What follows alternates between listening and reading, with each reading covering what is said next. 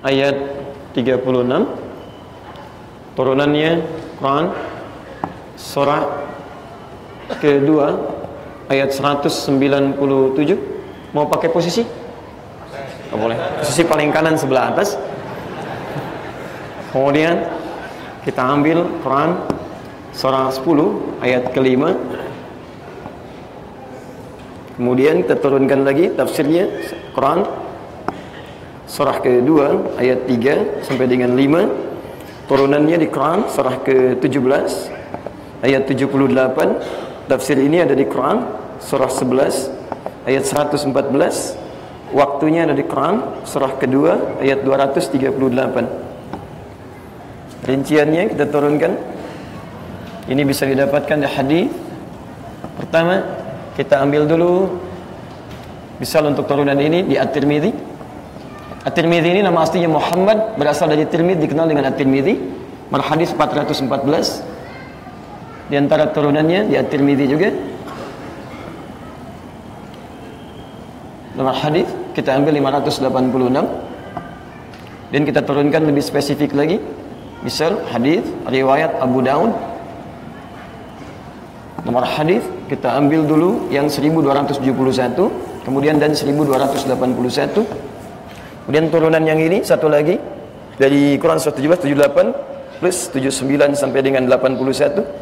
Turunan ini bisa ditemukan di hadis riwayat Muslim. Nomor hadis 749 dari Ibnu Umar radhiyallahu taala anhuma. Juga di hadis riwayat Al-Bukhari. Nomor hadis 2008 sampai dengan 2012 dari Sayyidah Aisyah, posisi paling kanan sebelah bawah. Spesifik lagi hadis riwayat Al-Bukhari kembali dari Abu Bakrah radhiyallahu taala anhu, nomor hadis 3197. Redaksi yang sama ada di hadis riwayat Muslim dengan redaksi yang sama. Nomor hadis 1679.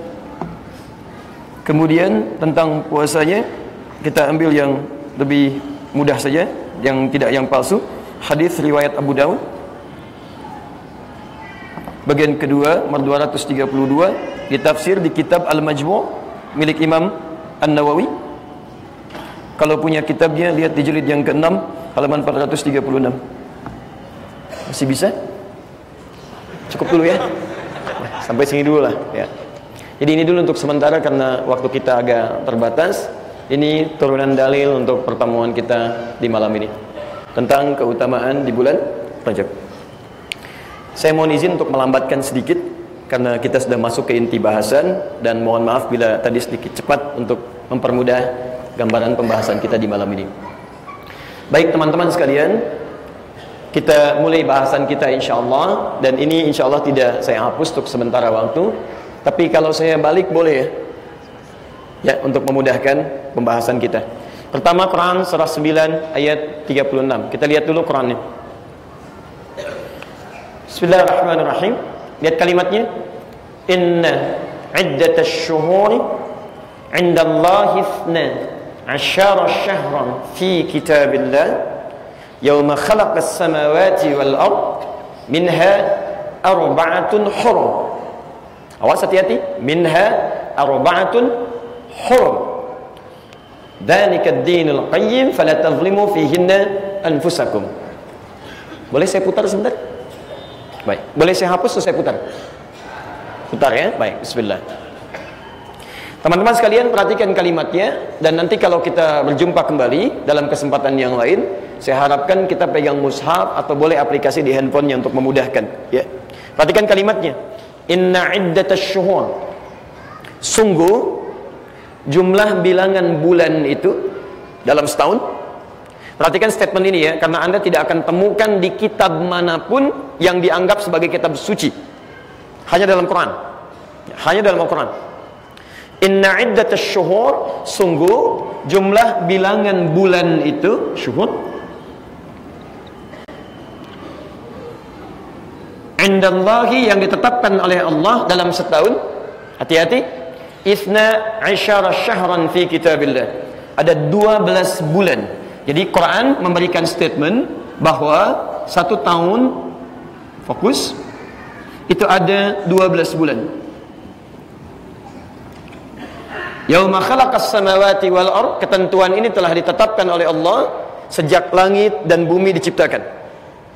Minha, dari 12 bulan itu, arba'atun hurum, ada 4 bulan yang diistimewakan langsung oleh Allah, disebut dengan bulan hurum. Saya turunkan 12 bulan ini, ada 4 bulan disebut dengan hurum. Fokus. Ketentuan bulan hurum ini, 1, awas hati-hati, dzalikad dinul qayyim,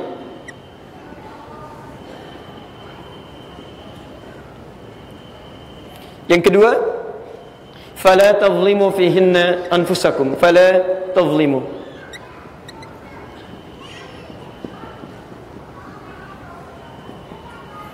Sekarang perhatikan, kita mulai bahasan inti kita. Pertama, Allah memberikan statement dalam Al-Quran, 1 tahun ada berapa bulan? 12 bulan. Sekarang saya berikan satu keindahan bahasa Al-Quran yang tidak ditemukan dalam bahasa Arab manapun. Karena itu rujukan pertama bagi orang Arab sampai hari ini, ketika akan menafsirkan sesuatu dan merujuk bahasa, itu dalil pertamanya kembali pada Al-Quran. Perhatikan, dalam Al-Quran kalimat bulan dan 2. 1, ada yang disebut dengan qamar, al-qamar. Ada yang disebut dengan syahr.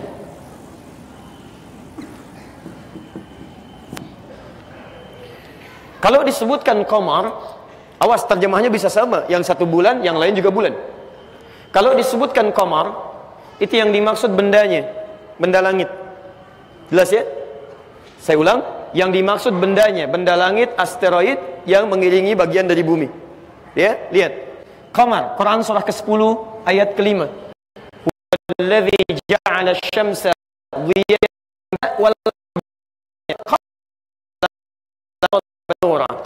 dia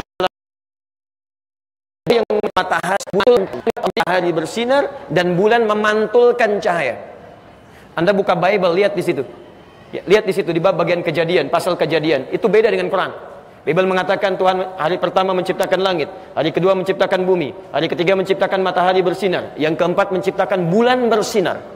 Quran mengatakan matahari bersinar, bulan memantulkan cahaya. Tapi yang dimaksud bulan di sini itu bendanya secara fisik. Yang kedua, perhatikan kalimatnya. Ada yang dinamakan oleh Quran dengan nama syahrun. Kalau disebutkan syahrun, baik dalam Al-Quran, dalam hadis ataupun standar bahasa Arab, maka yang dimaksud hitungan waktunya 4 pekan, 29 atau 30 hari. Maka redaksinya disebut dengan syahrun. Ini poinnya. Ini menunjuk kepada waktu. Fokus. Sekarang lihat, ini yang mau saya terangkan.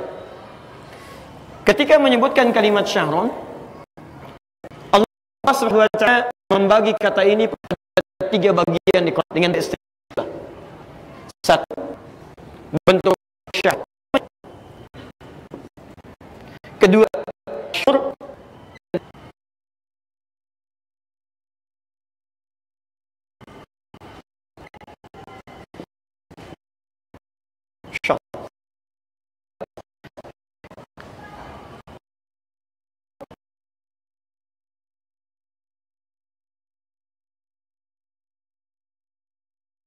Ditunaikan di bulan Ramadan, kalimatnya menggunakan syahrun, maka ini menunjuk bahwa waktu puasa ditunaikan hanya 29 sampai 30 hari saja. Paham? Baik. Tapi menariknya, ketika Allah menyebutkan persiapan untuk menunaikan ibadah haji, kalimatnya berubah dari syahrun menjadi ashhur. Ashhur. Quran surah kedua Al-Baqarah ayat 197, posisi paling kanan sebelah atas. Lihat kalimatnya.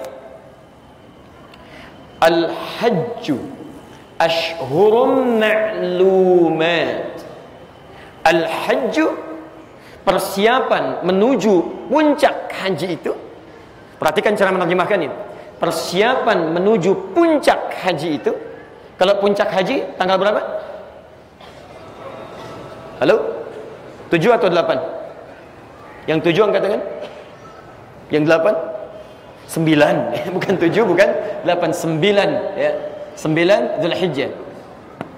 Lihat sini, fokus. Puncak hajinya tanggal 9 Zulhijjah, tapi persiapan menuju haji oleh Quran diungkapkan dengan kata ashhur. Ya. Ashhur itu jama' dari kata syahrun, tapi dalam bentuk bilangan yang masih bisa dihitung.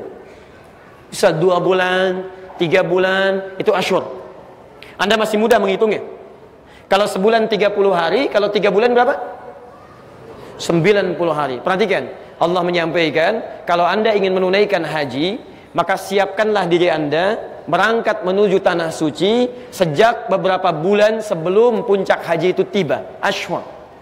Karena itu sejak zaman jahiliyah, orang-orang yang ingin berhaji, mereka mempersiapkan diri tidak berangkat di bulan Zulhijjah menuju tanggal 9 ini, tapi memulainya lebih dini keberangkatan mereka, bahkan di bulan Syawal. Lihat kalimatnya, Syawal, Dzulqa'dah, Dzulhijjah. Syawal bulan ke-10, Dzulqa'dah bulan ke-11, Dzulhijjah bulan ke-12. Haji ditunaikan tanggal 9 di bulan ke-12, tapi mereka berangkat kemudian sebelumnya di bulan-bulan sebelum ke bulan Dzulhijjah, bahkan 10 bulan Syawal, 2 bulan sebelumnya. Perhatikan, ini yang paling indah yang ingin saya sampaikan.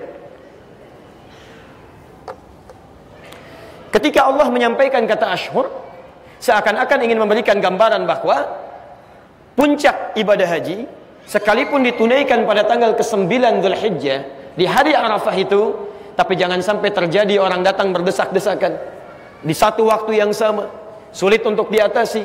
Maka diberikan solusi oleh Al-Quran dari sejak kebiasaan dulu. Silahkan persiapkan diri Anda, datang lebih awal dan siapkan menuju puncak haji di tanggal 9 Dzulhijjah. Karena itu sampai hari ini, kalau Anda tidak percaya silahkan. Mukjizat Al-Quran ini sampai diterapkan sampai dengan detik ini. Silahkan perhatikan, kalau Anda menunaikan ibadah haji, berangkat di bulan apa duluan? Kloter pertama pasti Syawal, kemudian Dzulqa'dah, baru mereka sama-sama menuju puncak haji untuk tanggal 9 Dzulhijjah.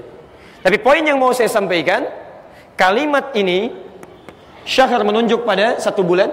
Ketika dijamakkan dengan menggunakan kata ashhur, Quran ingin menekankan makna jama' tapi dalam bentuk yang sifatnya tidak banyak. 2 sampai 3 bulan saja. 2 sampai 3 bulan. Apa kaitan dengan bulan Rajab? Nah, ini inti pembahasan yang mengantarkan pada materi kita saat ini. Ketika menyebutkan masuk ke bulan Rajab dengan bulan-bulan yang lainnya sampai dengan 12 bulan, maka jamaknya oleh Al-Quran dirubah bentuknya dari kata ashhur menjadi syuhur. Ini menunjukkan bentuk banyak yang tidak mudah untuk dihitung. Ini disebut dengan jam'ul qillah, ini disebut dengan jam'ul kathrah. Ini masih bisa dihitung, ini tidak mudah untuk dihitung. Ayo, kalau 1 bulan 29 hari, 12 bulan berapa hari? Tidak mudah untuk dihitung. Ya, Anda butuh merenung, kalikan dulu dan seterusnya. Nah, yang mau saya sampaikan begini, perhatikan, yang mau saya sampaikan, kalau Quran itu bukan firman Allah, mustahil ada kalimat-kalimat seperti ini. Ketika Allah menjelaskan satu hukum, maka kalimat yang muncul untuk menjelaskan hukum itu selalu sesuai dengan bentuknya. Menjelaskan Ramadan, gunakan kata syahr. Menjelaskan bentuk persiapan haji, digunakan ashhur. Ketika menjelaskan jumlah bilangan bulan dalam setahun, yang digunakan kata syuhur untuk menunjukkan bilangan yang banyak yang tidak mudah dihitung. Nah, 1 tahun ada 12 bulan. Kalimatnya dalam 12 bulan ini tidak menggunakan kata ashhur, tidak menggunakan kata syahr, tapi menggunakan kata syuhur. Inna iddatash syuhur. Ini poinnya. Jadi maksud saya ingin menjelaskan bahwa di Quran surah ke-9 At-Taubah ini, ayat ke-36, Allah menggunakan kata syuhur, ingin melukiskan kesan bahwa selain menunjuk pada 1 tahun ada 12 bulan, juga ingin menekankan bahwa Quran itu semua katanya mukjizat. Dipilih kalimat-kalimat berdasarkan konteks yang ingin dijelaskan. Masuk ke bulan Hurum, ya. Dan yang terakhir, apa amalan-amalan yang terkait dengan konsekuensi itu. Jadi pertama kita terangkan apa itu 4 bulan ini. 1, Yang kedua, kenapa disebut dengan bulan hurum? Apa maksudnya? Yang ketiga, apa konsekuensinya? Dan yang keempat, apa amalannya? Dan ini 4 poin ini jadi inti pembahasan kita insyaallah di malam ini. Jadi kita belum mulai, baru mukaddimah. Sekarang baru mulai inti materinya. Baik. Saya mohon maaf, sampai jam berapa kita?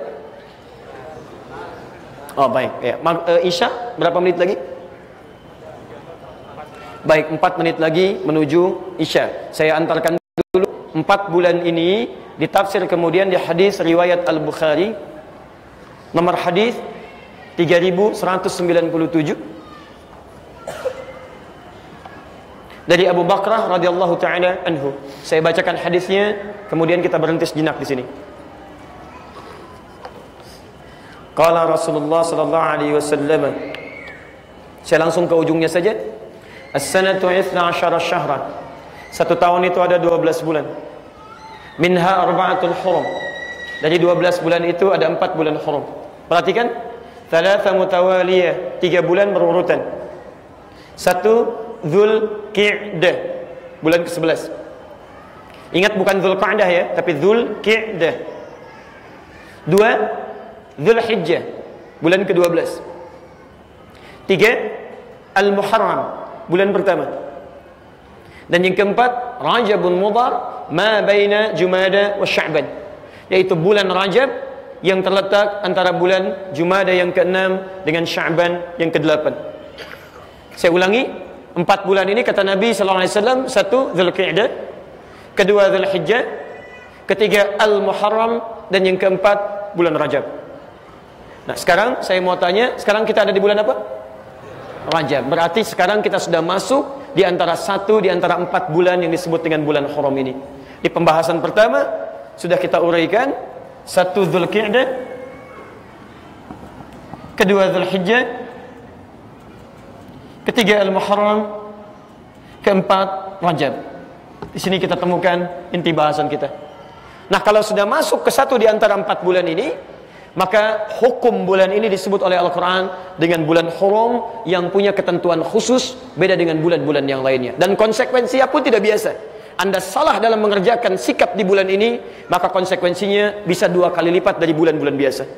Apa yang disebut bulan hurum? Apa maknanya? Apa kaitannya dengan kehidupan kita sekarang? Nanti kita akan bahas insyaallah setelah menunaikan salat Isya berjamaah. Subhanakallahumma bihamdika asyhadu an la ilaha illa anta astaghfiruka wa atubu ilaik. Wa akhiru da'wana alhamdulillahi rabbil alamin. Al'afwu minkum. Assalamualaikum warahmatullahi wabarakatuh.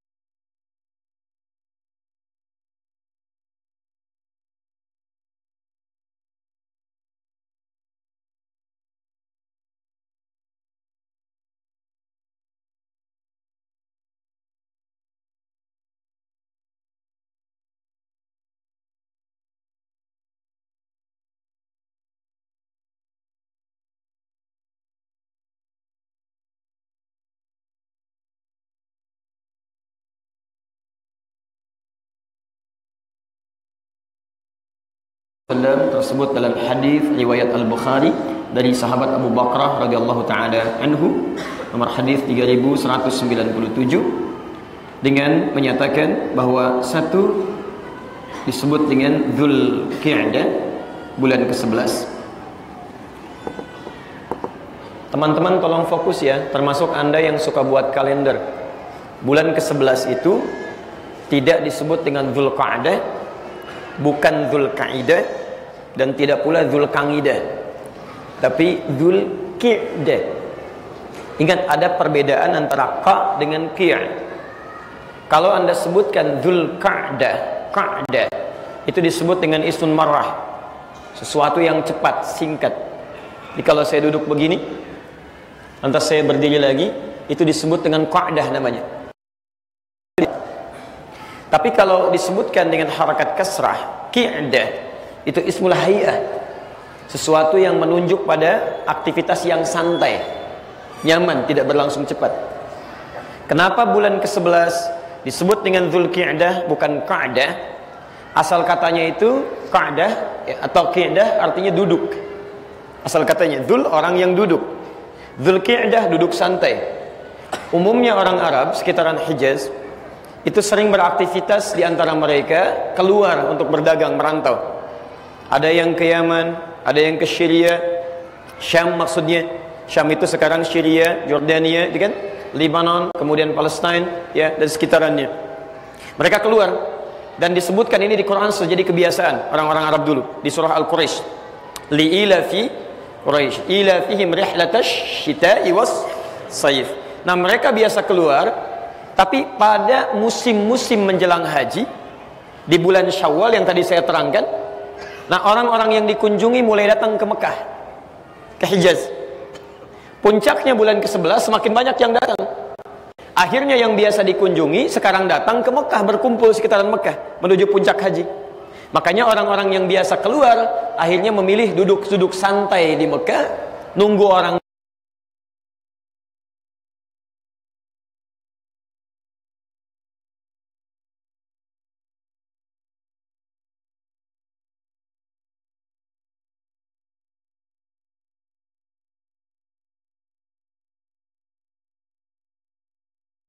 Kita berada di dalamnya, yaitu bulan Rajab. Nah, ini maksud saya, karena ketemu pembahasannya bulan Rajab, maka kita naikkan sekarang ke atas.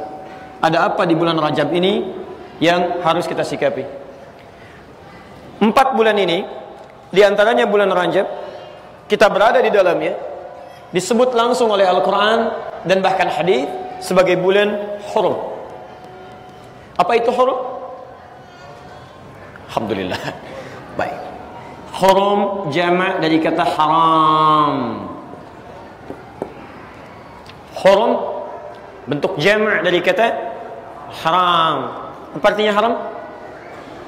Sudah, kalau tidak tahu cepat katakan, yang paling gampang. Apa artinya haram? Masya Allah. Itu aja gampang ya. Baik. Hurum jamak dari kata haram. Haram singkatnya segala yang dilarang, hal yang harus ditinggalkan, hal yang harus ditanggalkan. Segala hal yang dilarang, ditinggalkan, ditanggalkan, tidak boleh dilakukan, maka kalimat sederhananya dalam bahasa agama, bahasa syariat disebut dengan haram, jamaknya disebut dengan hurum. 4 bulan ini, baik Dzulqa'dah, Dzulhijjah, Al-Muharram, Rajab, jamak, tafsir ada di sini. Tidak ada perbedaan pendapat.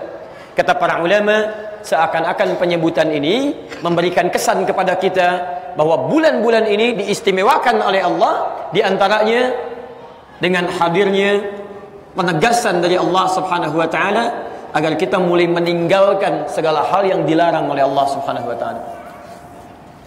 Saya ulang. Kenapa bulan ini disebut dengan bulan-bulan hurum?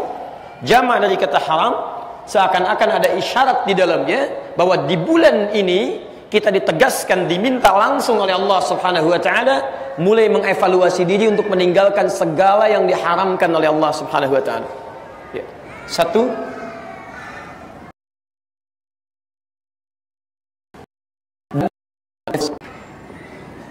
Ini poin pertama.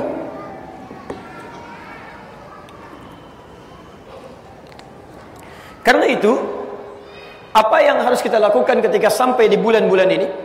Lihat kalimatnya, fokus. Kitab Lataiful Ma'arif karya Ibnu Rajab Al-Hambali, halaman 202 sampai halaman 213. Lataiful Ma'arif karya Ibnu Rajab Al-Hambali, halaman 202 sampai halaman 213. Perhatikan keterangan para ulama ketika menafsirkan kata haram di sini, bahkan dalam bentuk praktik ibadah mereka. Baik itu pernyataannya Imam Sufyan Ats-Tsauri, Al-Hasan Al-Basri, juga selainnya. Perhatikan kalimatnya. Dinamakan ini bulan-bulan haram, ya, sebagai bagian dari jamak kata haram, seakan-akan memberikan isyarat kepada kita untuk berevaluasi diri, mulai meninggalkan segala kebiasaan-kebiasaan yang dilarang oleh Allah Subhanahu wa taala, yang tidak diridhai oleh Allah Subhanahu wa taala, dan seharusnya kita tanggalkan dalam kehidupan kita. Jadi begitu Anda masuk ke bulan Rajab, mohon maaf, ada sementara orang belum tentu mendapatkan kesempatan di bulan ini karena ajalnya telah tiba menghadap kepada Allah. Anda diberikan kesempatannya oleh Allah Subhanahu wa taala. Apa di antara tujuannya? Ini. Barangkali diberikan satu, supaya kita mulai bisa mengevaluasi keadaan diri kita, kebiasaan apa yang telah kita lakukan selama ini yang masuk dalam kategori ini. Hal-hal yang dilarang oleh Allah Subhanahu wa taala. Hal-hal yang seharusnya ditinggalkan oleh kita semua. Hal-hal yang seharusnya tidak kita kerjakan. Jadi begitu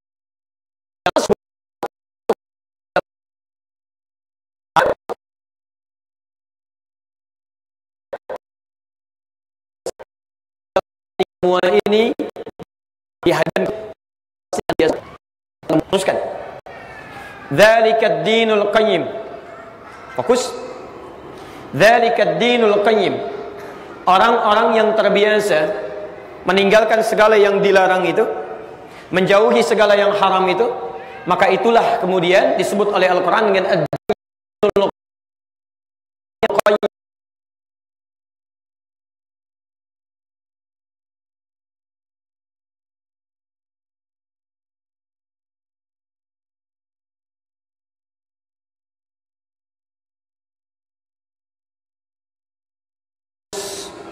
Tegak. Qayyim itu satu keadaan yang benar, lurus.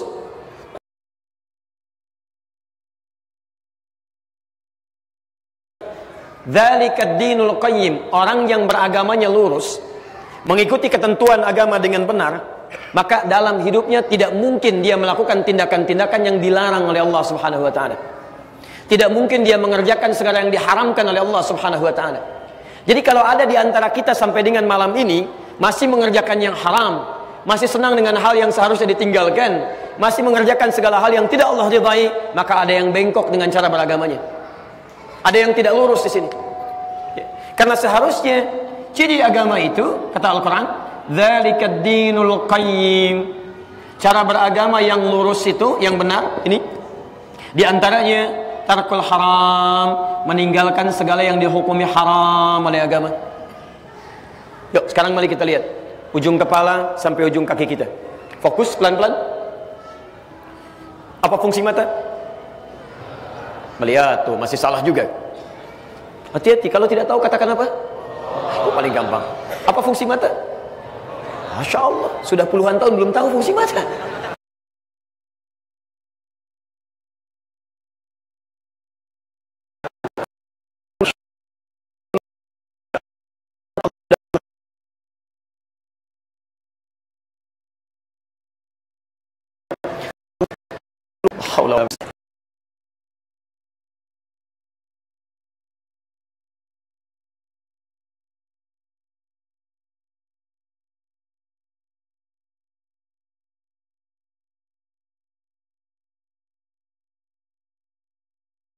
Ayat 31-nya. Kalimatnya, wa qul lil mu'minina, katakan bagi pria-pria yang masih merasa punya iman, yaghuddu min absarihim, matanya hanya boleh melihat yang baik-baik saja, palingkan dari yang tidak baik menurut Allah. Jadi ternyata fungsi mata kita bukan melihat, tapi melihat yang baik-baik. Jadi ketika Anda melihat sesuatu yang tidak baik menurut Allah, maka masuk dalam kategori yang ini. Gambar yang terbuka auratnya Allah tidak senang. Tayangan yang membuat kita menjauh dari Allah, Allah tidak senang. Hal-hal yang menghadirkan pornografi, porno aksi, macam-macam, ya, itu masuk dalam kategori haram. Sekarang saya tanya kepada Anda, selama kita hidup, atau jangan selama hidup lah, hari ini saja, berapa kali mata kita sudah salah lihat? Kalikan selama kita hidup dari sejak balik. Ini baru mata. Berapa kali mata kita salah lihat? Persoalan paling utama, perhatikan ini ya. Awas, hati-hati, ini rumus dari Quran. Ini rumus dari Quran. Kalau tubuh kita melakukan yang baik-baik, baik lawannya apa?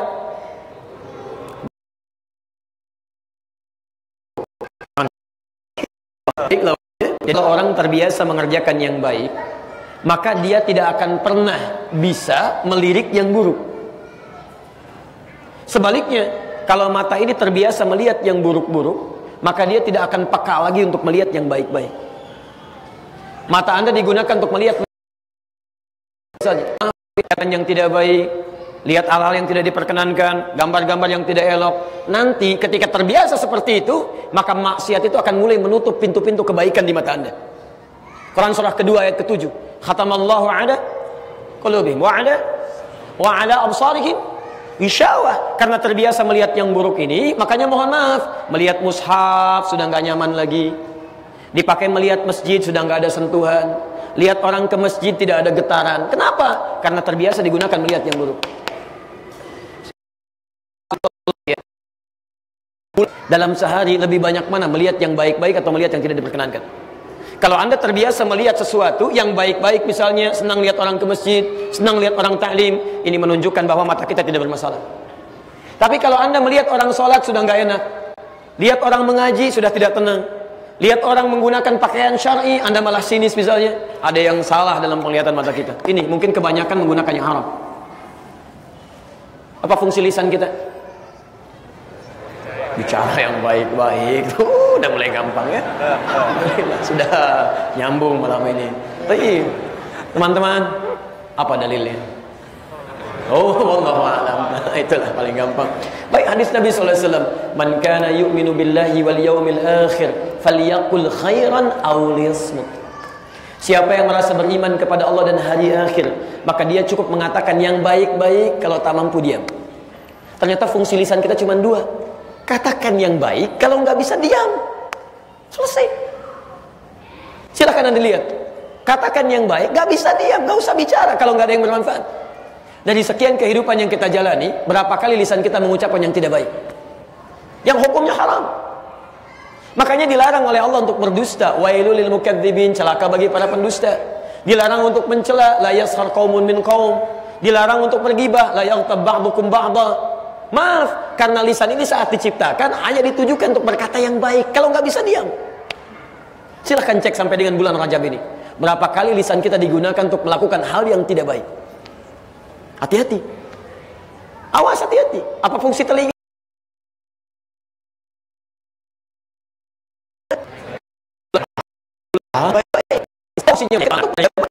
Gosip masih didengar juga.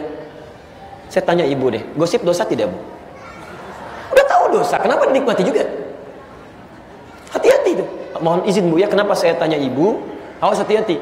Karena kecenderungan untuk mendengarkan sesuatu dan berbicara itu ada pada perempuan, tidak pada laki-laki. Sebentar ya, saya lompat sedikit saja dulu. Boleh? Oh, jangan nanti saya keluar dari sini gitu ya. Pembahasannya dulu sebentar.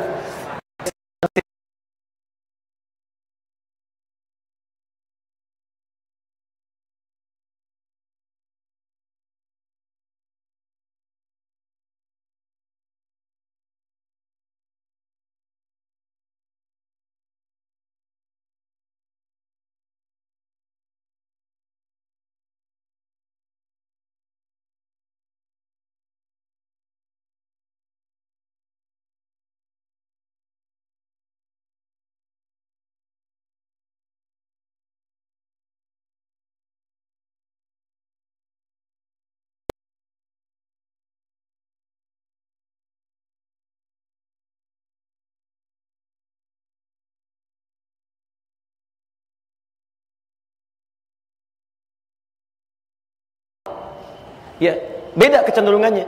Anda keluar laki-laki pakai pakaian, sebagian nggak kesetrika, jalan aja. Kelihatan istri Anda, ganti. Normal. Ya, antum bangun dari tempat tidur biasa saja, tapi perempuan tidak. Dia lihat, dia bereskan, dirapikan, indah. Itu normal. Ini. Kedua, senang dengan tampil.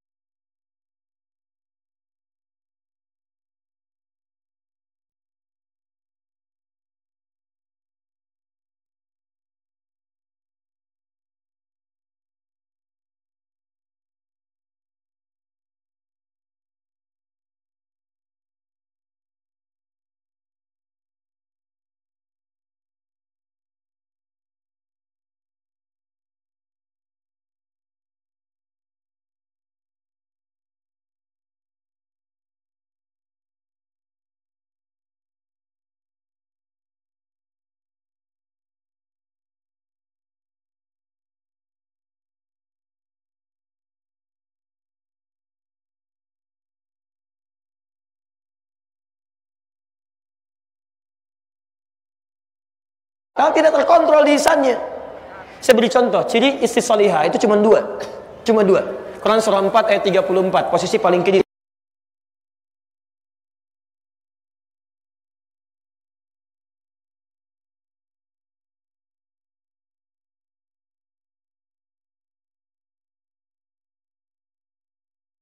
Hijab ya, alhamdulillah insyaallah. Baca Al-Quran ya, insyaallah. Menghafal ya, insyaallah. Ikut ta'lim ya, insyaallah. Kita malam tahajud ya, insyaallah. Maka perhatikan hadis riwayat At-Tirmidzi. Nabi menyampaikan di sini, perhatikan kalimatnya. Idza shallatil mar'atu salataha. Kalau ada istri itu seorang perempuan cukup salat fardu saja, enggak pernah salat sunnah. Wa shamat shamaha, dan dia puasa Ramadan saja, enggak pernah puasa sunnah. Wa hafizat farjaha, dan dia menjaga kehormatan dirinya, dia tidak selingkuh. Wa ata'at zaujaha, kemudian dia menaati suaminya pada yang baik-baik yang dimintakan. Qila laha yaumal qiyamati, akan dikatakan pada perempuan semacam ini di hari kiamat saat hisab, udkhulil jannata min haitsu syi'ti, langsung masuk ke surga aja dari pintu mana dia inginkan. Cukup dengan ambil itu prakteknya. Jadi ya pada yang baik-baik, konita itu pada yang baik-baik. Tapi kalau suami minta pada yang tidak baik, ibu boleh tolak. Tapi dengan cara yang lembut. Mah, ini papa ada family gathering, ya, tapi tolong deh yang lain gak ada yang pakai hijab, copot dulu lah barang 30 menit. Masya Allah, Anda boleh tolak. Tapi dengan cara yang lembut. Pak, ini sudah 30 tahun amanah dari mama almarhum.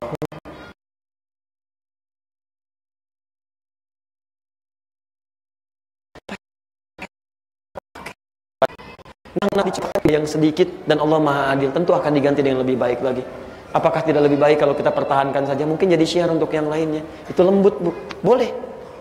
Ya, tapi ingat, menolaknya itu dengan cara yang lembut, halus. Hati-hati, jangan cari persoalan. Tolong copot dulu, mana paling 30 menit. Apa?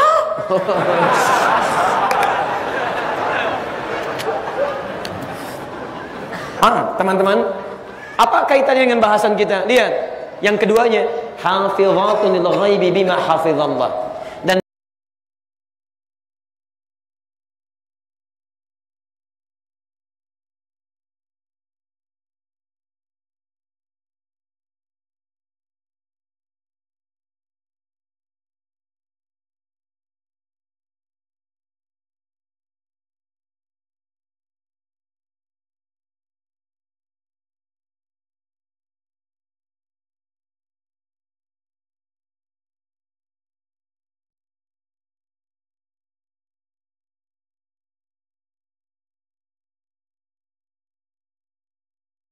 Maka malam ini kita mesti berubah. Anda butuh berapa malam lagi untuk meninggalkan yang haram?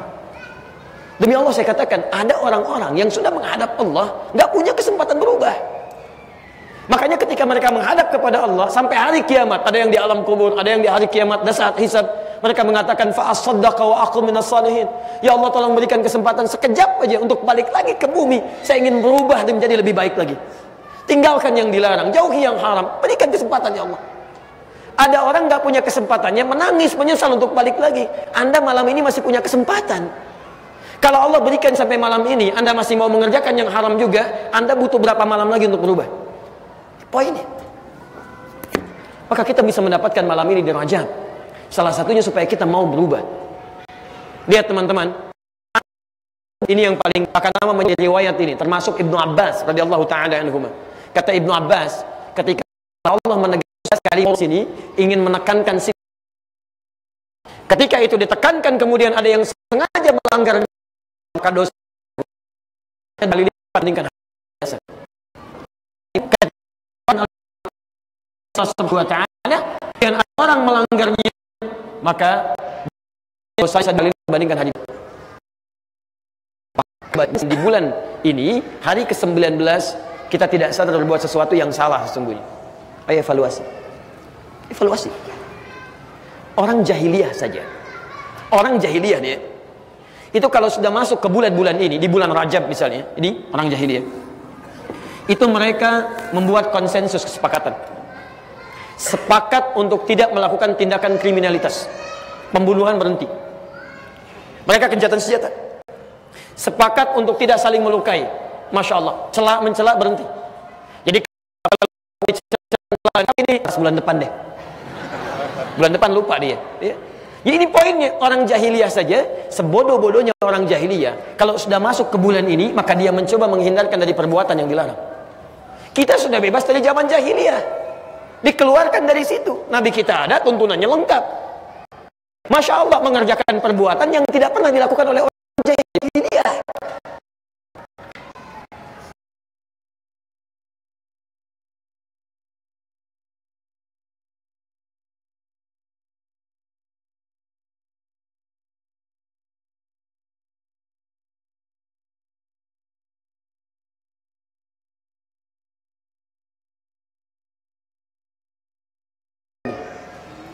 Orang pulang dari masjid baru sholat subuh, motor mepet, siram air keras, lah haula, nggak pernah dilakukan oleh orang jahiliyah.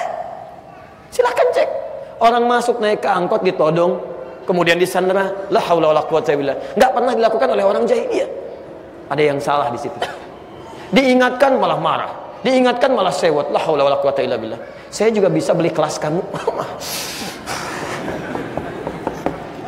Kamu bukan kelas saya, diingatkan, repot gitu kan. Ada sesuatu yang salah di situ. Ayo, nggak usah tunjuk orang lain. Satu nunjuk orang lain, tiga kembali ke kita. Jadi kalau sudah masuk ke bulan ini, yang harus dilakukan teman-teman sekalian, mohon maaf, coba evaluasi diri. Barangkali ini menjadi malam terakhir untuk kehidupan kita. Ya, jadi tolong, Allah tidak memberikan kesempatan-kesempatan kecuali untuk kita berubah dalam kehidupan. Paham? Baik. Karena itulah teruskan. Aturan pertama. Fala tazlimu fihinna anfusakum. La, fala, maka janganlah. La-nya nahyi di sini. Oh, hati-hati, nahyi. La itu dibagi 3 bagian. Ada la nafi. Awas. Nafi. Awas, hati-hati ya. Fokus sebelum dihapus. La dibagi 3 di sini. 1 nafi. Kedua, naqsi. Ketiga, nahi. Diserap dalam bahasa India jadi nahi. Nafi, la yang berfungsi meniadakan sesuatu, menafikan. Itu jadi bahasa kita. Tandanya setelah huruf la ada kalimat ujungnya harakatnya dhammah. Di setiap ada huruf la setelahnya kalimat ujungnya dhammah, itu nafi. Contoh, pakai Quran surah kedua ayat 286. La yukallifullahu nafsan illa wus'aha. La yukallifu. La yukallifu. Ujungnya u. Ini. Maka diartikan dengan nafi. Allah tidak akan memberikan ujian beban pada seseorang di luar batas kemampuannya. Tidak. Terjemahkan dengan tidak. Nafi. Jelas? Setiap Anda baca Al-Quran, adalah ujungnya kemudian kalimatnya u, terjemahkan dengan tidak atau tidaklah. Naqsi, menunjukkan sesuatu yang kurang, yarhamukallah. Sesuatu yang kurang. Cirinya setelah la, harakat kalimatnya itu a, fathah. Fathah. Misal, pernah dengar kalimat ini? La salata liman lam yaqra bi Fatihatil kitab. La salata. Sering diartikan tidak ada salat bagi orang yang tidak membaca Ummul Kitab Al-Fatihah. Yang dimaksudkan kalau Anda salat di belakang makmum, di belakang imam, Anda jadi makmum, kemudian Anda punya peluang baca Al-Fatihah, Anda tidak baca.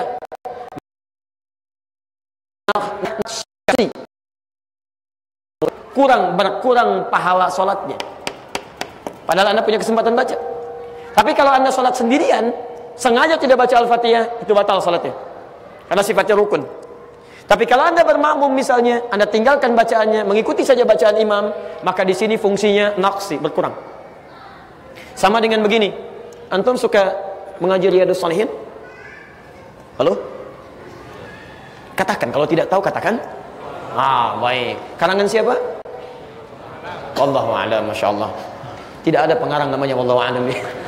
Imam An-Nawawi jumlahnya 1896 hadis. Ya, masyaallah. Buka bab pertama, hadis nomor 4 sampai dengan 5, posisi paling kiri sebelah atas.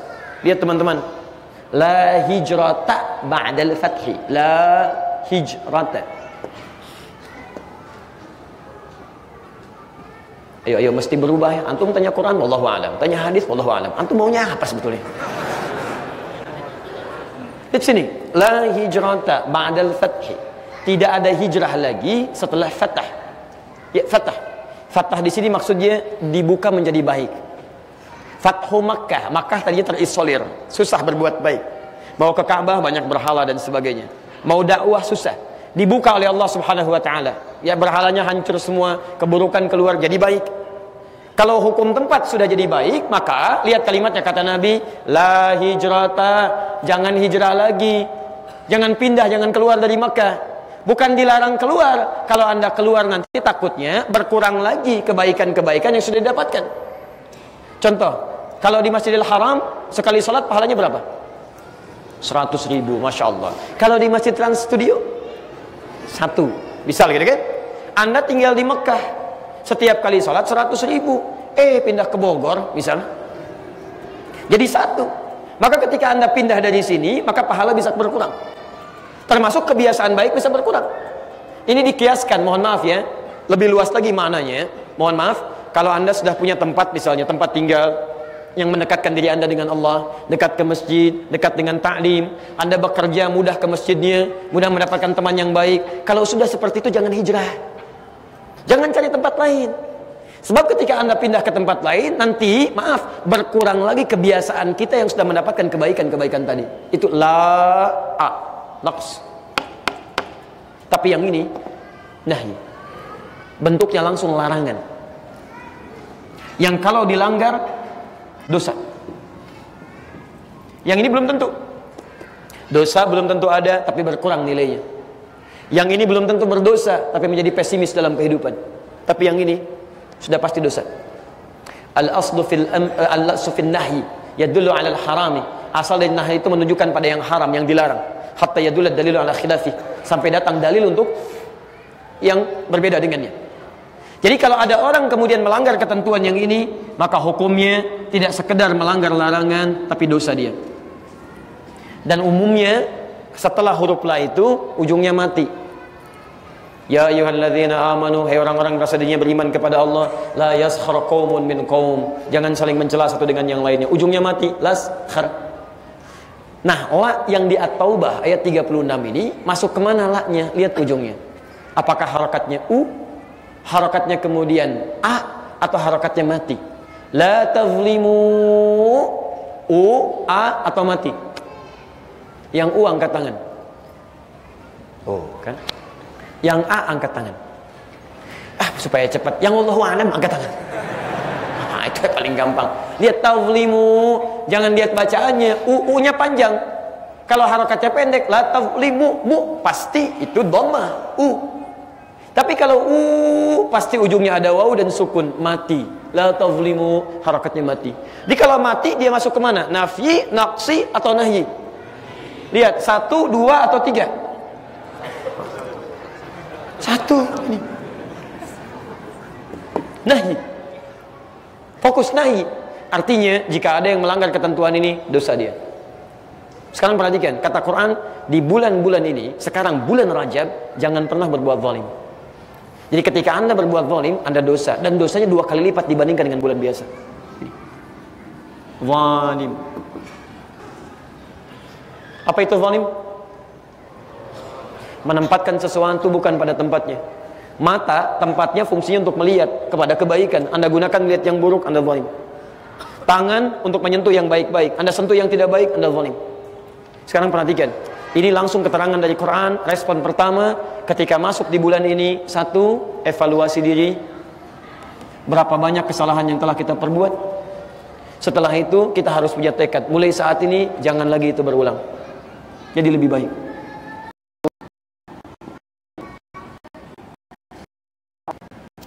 Paham ini?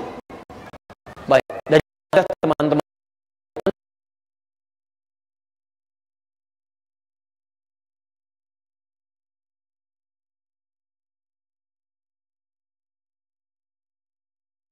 Anda kesini pun pernah berbuat dosa juga. Sama orang tua belum selesai. Tangisan orang tua karena kasarnya lisan Anda. Dengan pasangan hidup Anda, dengan anak-anak Anda, dengan kawan di kantor, dengan teman-teman di jalan. Bahkan mungkin di jalan pun Anda zalimi orang lain. Hanya karena cepat ingin kesini, Anda klaksonin orang, gitu kan? Ada teriakin orang, hati-hati. Ini kok lampu merahnya lama amat sih? Masya Allah, lampu merahnya lama, hijaunya sebentar. Lampu merah nggak bisa jawab. Nggak ada kerjaan tuh. Silahkan kembalikan. Ini poin pertama. Jadi malam ini keluar dari sini kita mesti berubah. Tidak ada lagi keburukan yang harus keluar dari dalam diri kita. Paham? Sepakat sampai sini? Harus sepakat. Kalau tidak antum aneh. Orang jahiliyah saja sepakat, masa kita enggak? 1. 2. Awas, belum berhenti sampai sini. Al-Quran itu indah sekali, hadis indah sekali. Kalau menampilkan persoalan itu selalu bersanding dengan solusi. Itu pelajaran besar itu ya. Allah minta kepada kita harus menjadi baik. Solusinya seperti apa? Bagaimana cara jadi orang baik itu? Awas, ini manhaj di Quran. Tidak pernah ada masalah kecuali ada solusi. Makanya perilaku orang Islam itu jangan sampai menghadirkan masalah nggak ada solusi. Pak DKM ini kan kotor nih, masa kotor? Ya, masa antum ngasih solusi apa? Mau nggak nyumbang alat untuk bersihkan? Jangan-jangan banyak nuntutnya tapi tidak terlibat dalam perbaikan dia. Maka sekarang mari kita lihat. Ketika Allah minta kita berbuat baik, bagaimana solusinya? Yuk kita turunkan. Teman-teman, tadi haram. Apa lawan haram? Halal. Haram itu menunjuk pada yang buruk. Apa lawan dari yang buruk? Baik. Nah sekarang perhatikan rumus Nabi. Nabi SAW bersabda di riwayat Al-Bukhari. Lihat kalimatnya. Fokus. Awas lihat. Al-imanu yazidu wa yantaqus. Iman itu dorongan untuk berbuat baik, mendekat kepada Allah. Itu kadang-kadang suka naik, kadang turun. Awas, hati-hati ya. Kalau Nabi katakan dengan kalimat yang umum, berarti ini akan menimpa siapapun di masa manapun. Di sampai hari ini pun kadang-kadang ada yang imannya masih naik turun. Ya, jadi kalau sedang semangat mau tahajud, gitu kan? Ada yang mau baca Al-Quran, menghafal Quran. Tapi kalau sedang turun, nah ini mulai ditinggalkan, mulai menjauh. Rumusnya, lihat, yazidu bit-ta'ah, 1, dia akan naik ini menjadi baik dengan mengerjakan ketaatan, ta'ah. Wa yantakhisu, dan akan menurun bil ma'siyah, dengan mengerjakan yang haram, maksiat. Ini poinnya. Maksiat.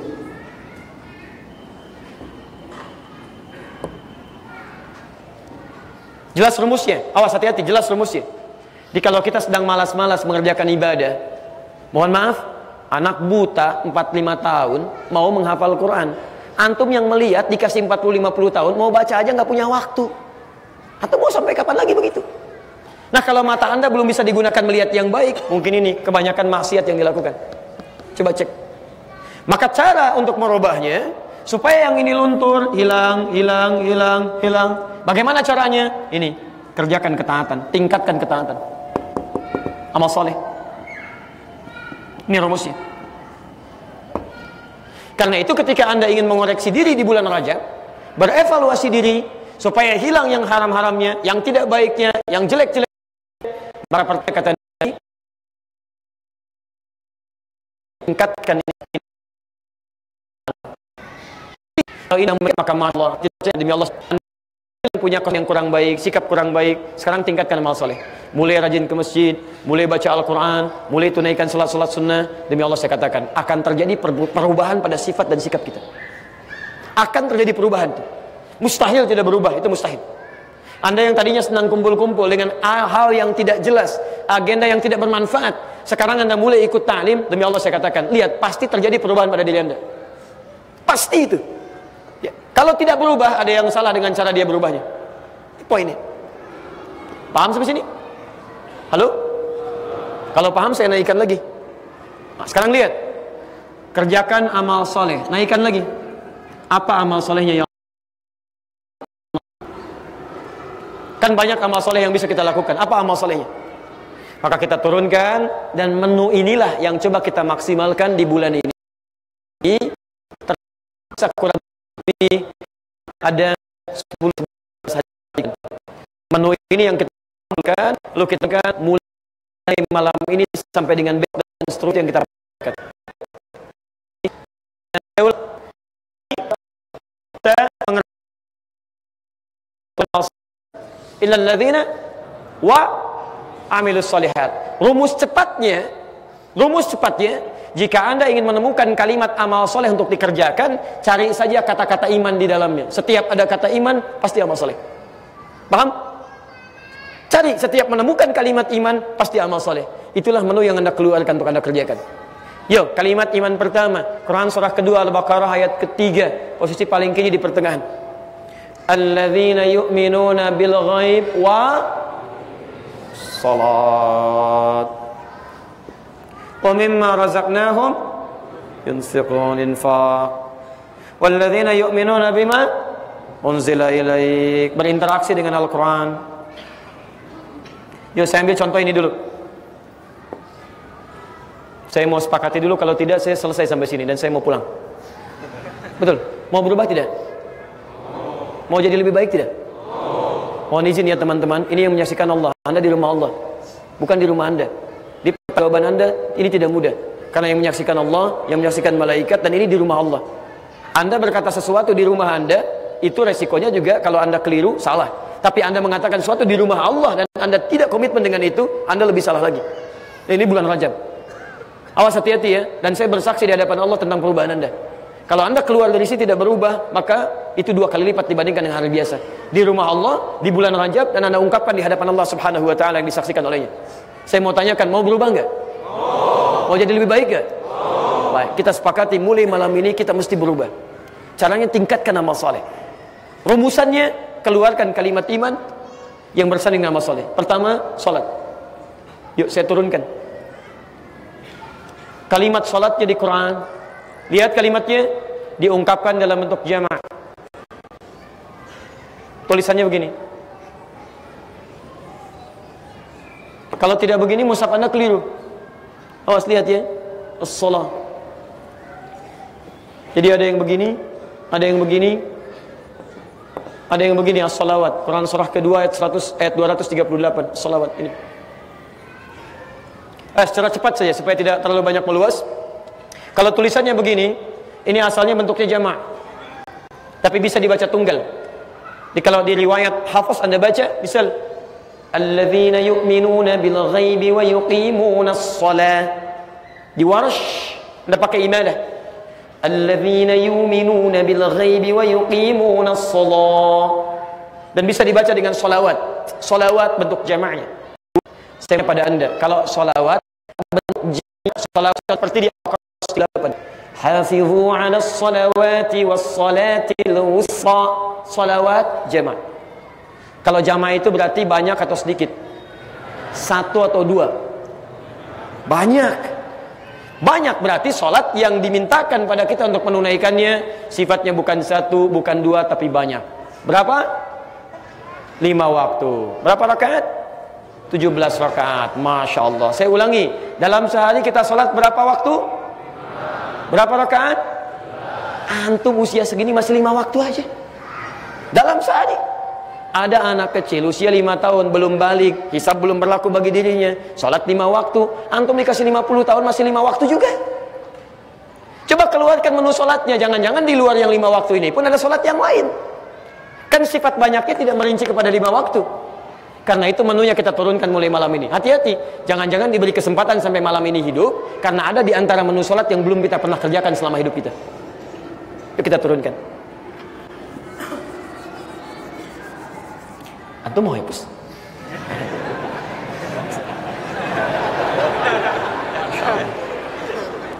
Beliau ini pahalanya banyak, luar biasa ya. Setiap saya berangkat taklim selalu ada. Dan Masya Allah, selain berniat mengikuti taklim, niat ngapus Pak. Cuma ini satu nih, selalu ikut. Dan memang harus ikut karena staf kami di akhir ini. Baik, bismillah. Lihat sini, satu, menu pokoknya dulu keluarkan. Berapa waktu tadi? 5 waktu. Berapa rakaat? Tahu dari mana? Quran surah ke-17 ayat 78, posisi paling kiri sebelah atas. Al-Isra ayat 78. Rinciannya di Quran surah ke-11, Hud ayat 114. Waktunya yang harus dijaga di Quran surah kedua ayat 238. Ditunaikan secara berjamaah di Quran surah kedua ayat ketiga. Ditafsir di hadis yang paling mudah saja di Riyadhus Shalihin, cari di bab yang pertama, Babul Ikhlas, hadis nomor 10, posisi paling kiri sebelah bawah ayat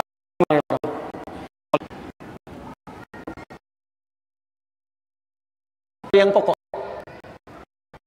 Sekarang kita uji dulu yang pokok ini.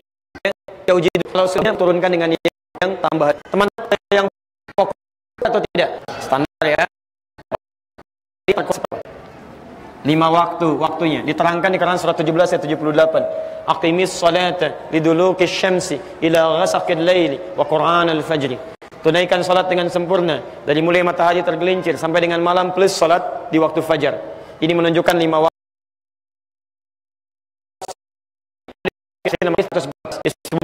Disebutkan kemudian setelahnya dari mulai maghrib dan isya sampai dengan fajar. Lalu di Abu Dawud nomor hadis 1271 disebutkan asarnya. Taib, 5 waktu.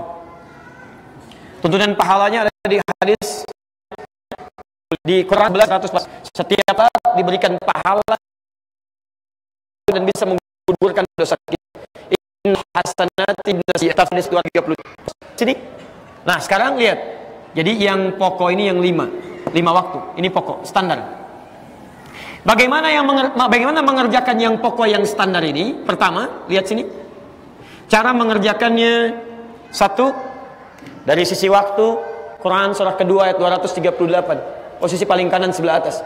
Hafizu 'alas salawati was salatil wusta wa qumu lillahi qanitin. Standar pertama, hafizu 'alas salawat.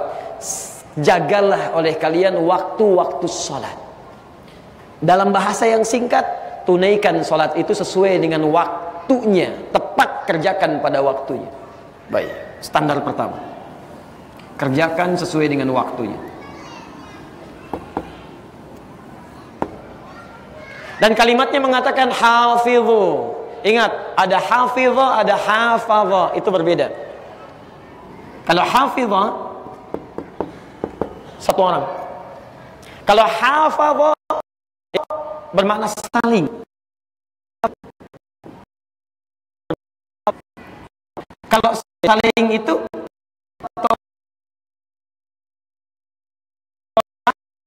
kalau dia saling salah tangan begini, pasti itu dengan kita menjawab salah.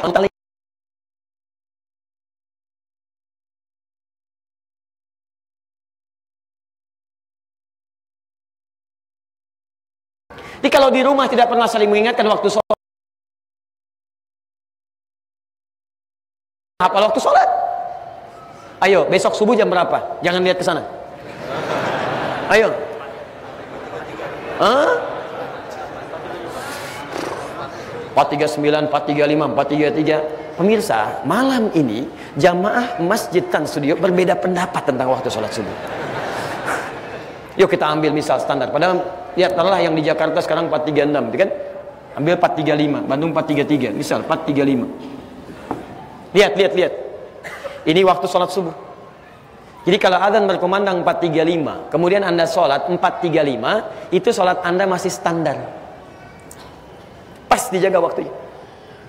Yang di atas standar itu, ya misal lihat, dipanggil 435, Allahu Akbar. Anda masih standar tuh. Standar. Anda kerja jam 7, datang jam 7, standar tidak? Standar. Yang namanya hebat, sebelum dipanggil Anda datang. Ada orang dipanggil 435, dia dari jam 3 sudah datang, siap-siap. Masya Allah, mandu dulu. Setelah itu dia kepada Allah, Masya Allah. Padahal belum dipanggil, sudah siap-siap. Anda dipanggil ke kantor jam 7, datang setengah 6, Anda di atas standar. Masya Allah. Tapi kalau Anda yang terjadi berikutnya dipanggil 435, baru datang 5.34,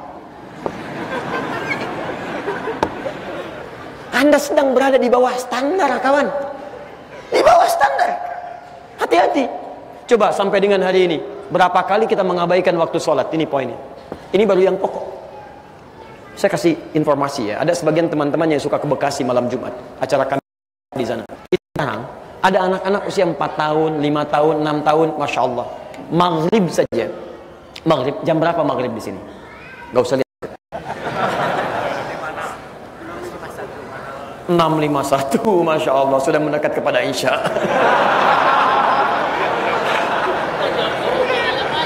Sudah keras, terlambat lagi nih. 5.51 misal, Masya Allah. Misal anak-anak di sana, misal 5.51 adzan, setengah 6 itu sudah bawa tas, jemput teman-temannya, belum adzan sudah ngajak kawan-kawannya, ayo ke masjid, Masya Allah. Kemudian sholat berjamaah di masjid.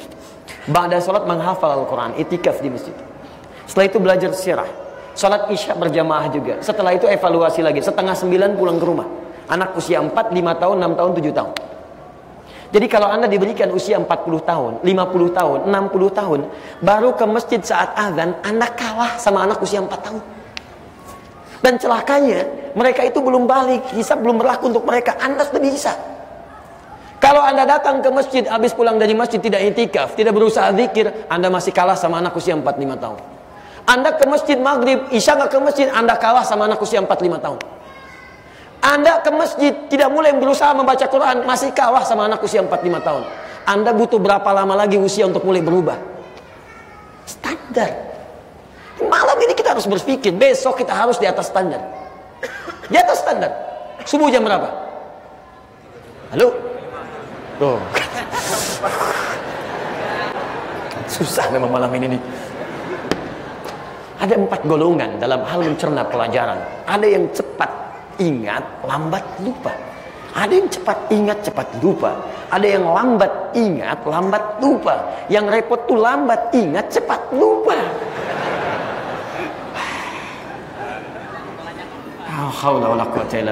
Besok 435 ya. Ayo bikin menu di rumah. Pokok 435, subuh jam sekian, duhur jam sekian, asar jam sekian, maghrib jam sekian, isya jam sekian. Besok kita bikin hal yang baru. Sebelum waktunya kita harus berada di atas standar. Bangun jam 3. Siap? Sepakat insya Allah? Ayo pasang alarm dari sekarang. Seperti biasa, 3 kali. Alarm pertama jam 2, yang kedua 2.30, yang ketiga 2.45. Alarm pertama mematikan alarm kedua. Alarm kedua mematikan alarm ketiga. Ketiga siap kita bangun. Nah ini. Nah. Baik teman-teman. Yang kedua lihat. Makanya Nabi SAW itu selalu mengingatkan. Jangankan pada yang fardu, yang sunnah diingatin. Coba silakan cek kalau Anda tidak percaya. Cek silakan. Beliau itu mau tahajud, itu menantunya dibangunkan. Diingatkan Ali bin Abi Thalib, putrinya Fatimah radhiyallahu taala anha, kerabatnya diingatkan. Jadi beliau itu nggak pernah soleh sendirian. Nabi, Rasul dekat dengan Allah, dijanjikan surga, langsung masuk tanpa hisab. Begitu mau sholat sunnah pun kerabatnya masih diajak. Antum Nabi bukan, Rasul bukan, surga belum jelas gitu kan? Masya Allah, sudah terlambat nggak ngajak-ngajak lagi. Kan ada sesuatu yang harus diperbaiki di sini. Makanya coba mulai besok bikin status pun yang bermanfaat lah. Bikin status yang bermanfaat. Hafidhu, saling ingatkan. Mulai besok status kita di media sosial, di Facebooknya, di WA-nya dan sebagainya. Waktu sholat sekitaran Bandung, subuh jam sekian, zuhur jam sekian, asar jam sekian, sampai isya jam sekian.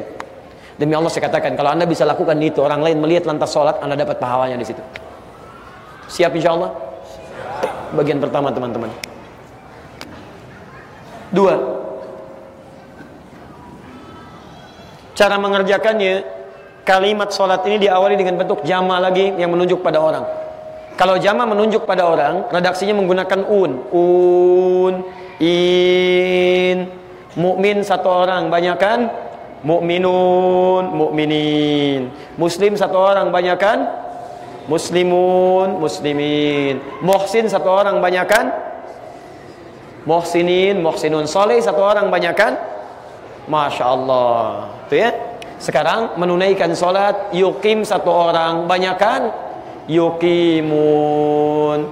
Standar yang kedua ditunaikan dengan berjamaah. Banyak orang. Jadi kalau anda sedang menunaikan sholat dalam kondisi bisa berjamaah, anda memilih sholat sendirian, berarti anda sedang sholat di bawah. Yuk, tolong pahami ya, bedakan antara sholat berjamaah dengan sholat di masjid, itu berbeda. Kalimat sholat berjamaah itu sifatnya umum. Jadi kalaupun anda tidak bisa ke masjid karena alasan syar'i, maka sedapat mungkin tetap berjamaah. Pahalanya banyak. Sholatul jamaati afdalu min sholatil fardi bi 27 darajat. Sholat berjamaah lebih utama daripada sholat sendirian, pahalanya 27 derajat. Masya Allah. Jangan dihitung 27, 1, 2, 3, tidak. Lebih banyak daripada itu. Ibu misalnya belum bisa ke masjid nih karena kondisi tertentu. Karena perempuan lebih banyak uzurnya dibanding laki-laki. Ya, dia sholat di rumah. Tapi maaf, kadang-kadang tuh begini, saking sayangnya Allah kepada anda, kasih ruangan luas, kamar banyak. Masya Allah. Di rumah anda ada ibunya, ada anaknya, ada asisten rumah tangganya. Kenapa memilih sholat masing-masing?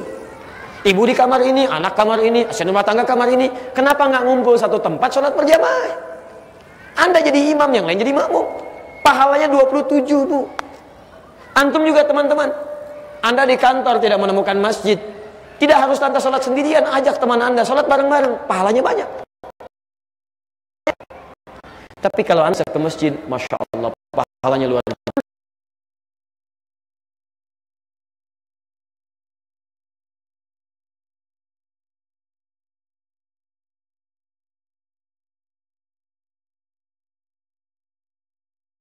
Salatul rajuli fil jama'ati, salat seorang lelaki itu, salat seseorang ditunaikan berjamaah di masjid, tazidu ala salati fi suqi aw baiti, itu lebih banyak pahalanya dibandingkan dengan salat yang ia tunaikan baik di tempat dia bekerja. Suq itu jangan diartikan pasar, jangan so diartikan pasar, bisa tempat beraktivitas. Rijalul aswaq pebisnis, ya, lihat, lebih banyak pahalanya dibandingkan dengan yang ia tunaikan di tempat kerjanya atau di rumahnya. Bid'an wa isyina darajah, belum berangkat saja sudah mendapatkan lebih daripada 23 derajat, belum berangkat saja. Jadi kalau ada orang misal memilih sholat di kantor dengan kawannya berjamaah, dibandingkan dengan orang yang baru pengen ke masjid, itu kalah pahalanya dengan orang yang baru pengen ke masjid. Baru mau tuh. Antum samping rumah, milih sholat di rumah, berjamaah di rumah misalnya, padahal bisa ke masjid, itu kalah sama orang yang baru mau ke masjid, baru pengen ke masjid, 23 derajat lebih. Bahkan masjidnya saya 25, satu kedua 500 tahun, dua ketiga 500 tahun, tiga keempat 500 tahun, Masya Allah.